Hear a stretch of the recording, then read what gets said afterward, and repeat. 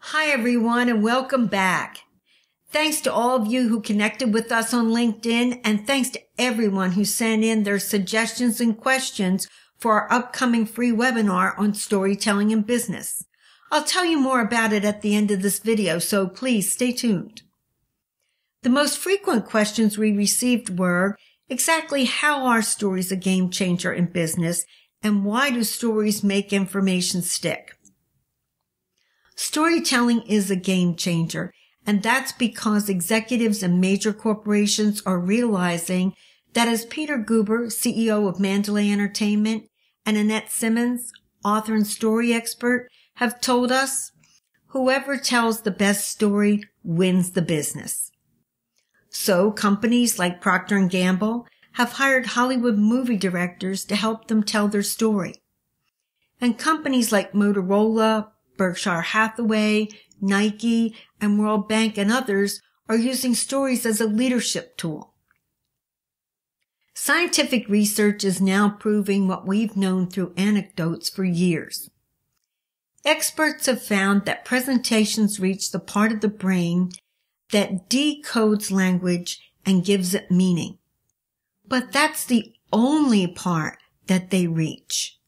So to us, presentations come across as boring and unmemorable, whereas stories engage us by reaching a different part of the brain. They reach the part associated with emotions and with decision-making. Stories activate the parts of the brain that make the words come alive, and we feel as if we're experiencing them. For example, Anne Murphy-Paul reported in the New York Times that researchers had found words such as cinnamon, lavender, and soap actually reach the part of the brain that's associated with smell.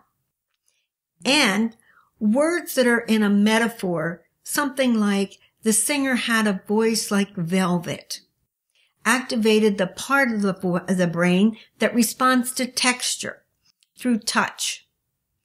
Researchers also found the motor area was activated by active motion words. Words like Pablo kicked the ball. In my mastermind with John Assaraf, I learned that our unconscious mind can't tell the difference between what's real and what's imagined.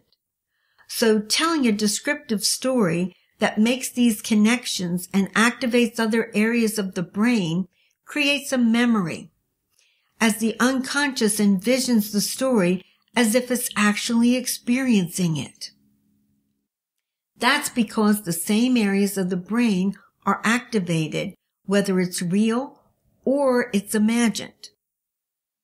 Stories for sales situations offer those of us who are selling a unique opportunity to engage with this capacity. Customers identify with the characters' desires and frustrations, and the internal struggle with making a decision to change. Storytelling in business lowers that resistance to change. How? When a salesperson tells a good descriptive story, the customer can envision being a character in a hero's journey. The character is described as similar to the customer, which, by the way, is the persuasion technique. Then the hero meets the villain, or in business is made aware of a critical situation that needs to be changed. You, as the sales rep, acknowledge the situation and its challenges and offer a solution. The customer knows they have to make the change, but they struggle with the discomfort that they're going to feel during the change, and they worry, is this something that's going to go right? What if it doesn't work? What if it fails? Finally, they decide to make the change, and they and their business are really successful and transformed and reap the rewards. I can remember a call that I got from Liz. She was a printing and photography equipment sales rep that had taught about storytelling in business. After the training, she called me and said she had been trying to convert a customer from traditional photography processing to digital processing. Her customer was reluctant to change, So Liz told the story of Evelyn, another customer of hers, who had hated that vinegar smell of the developer chemicals and the fixer that had a terrible smell all its own. As she spoke, the customer curled up her nose and made a face showing how disgusting the smell was. Liz went on to describe in detail how Evelyn also hated the messiness of the process, associated with all the details like spilling liquids and the drying of the photos. Then she described the linen clean smell and the high quality photos that were produced on the silky smooth paper by her digital equipment. She also spoke of all of the many benefits that Evelyn enjoyed as a result of making the decision. Liz said how delighted she was with the customer's reaction to the story and her immediate connection. The customer began to co-create, both in the positive and the negative aspects of the situation as she described them. She closed the sale and developed a great relationship with that customer. You too can use stories to increase your business. To learn more, you can register for the free webinar my business partner, John Schweitzer, and I are offering later this week.